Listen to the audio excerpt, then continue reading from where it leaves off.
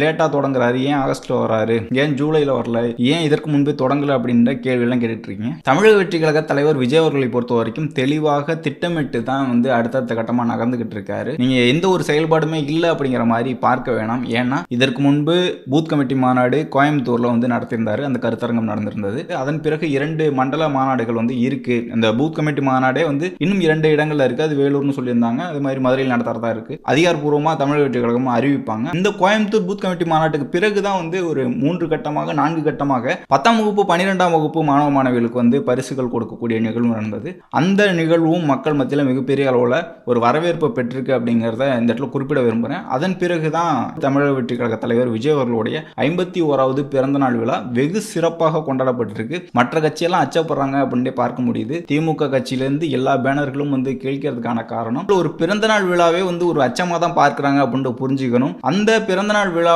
தமிழ்நாடு முழுக்க ஒட்டுமொத்த மக்களுக்கும் தமிழ்நாட்டு மக்களுக்கும் அன்னதானம் வழங்கப்பட்டிருக்கு, ரத்த தானம் வழங்கப்பட்டிருக்கு. அதே மாதிரி பரிசு பொருட்கள், விளையாட்டு போட்டிகள் நடத்தப்பட்டிருக்கு. மாணவ மாணவிகளுக்கு கல்விக்கான உபகரணங்கள் இலவசமாக கொடுக்கப்பட்டிருக்கு. பெண்களுக்கு வேலை வாய்ப்புக்கான பயிற்சிகள் கொடுக்கப்பட்டிருக்கு. இந்த மாதிரியான நிறைய திட்டங்கள் செயல்படுத்திக்கிட்டு தான் இருக்காங்க. தமிழ்நாடு முழுக்க மீட்டிங் போடப்பட்டிருக்கு. ஒவ்வொரு மாவட்டத்திலையும் தமிழக வெற்றி கழகத்தோட கொள்கையை பரப்பதற்கான மேடைகள் அமைத்து மீட்டிங் போட்டு அங்க பேசக்கூடிய ஒரு நிகழ்வு நடந்துகிட்டு இருக்கு. நீங்க பாத்தீங்கன்னா தமிழக வெற்றி கழகத்துக்கான செயல்பாடுகள் தொடர்ந்து நடந்துகிட்டு தான் இருக்கு. சுற்றுப்பயணம் அப்படிங்கிறது இன்னொரு நிகழ்வு தான். அது மட்டுமே வெற்றி வாய்ப்புக்கான ஒரு மூலம் கிடையாது. நிர்வாகிகள் தமிழ்நாடு முழுக்க தொடர்ந்து செயல்பட்டுக்கிட்டு இருக்காங்க. தமிழக வெற்றி கழக தோழர்கள் தமிழக வெற்றி கழக கட்சியோட நிலைப்பாடையும் அதே மாதிரி என்ன செய்ய போறோம் அப்படிங்கிறதையும் பரப்பிக்கிட்டு தான் இருக்காங்க. அதனால இதை பெரிய அளவுல விவாதமாக்க வேணாம். ஏன் லேட்டா தொடங்குறாங்க, ஏன் இப்ப தொடங்குறாங்க அப்படிங்கறதெல்லாம் மிகப்பெரிய விவாதமாக்க வேணாம்.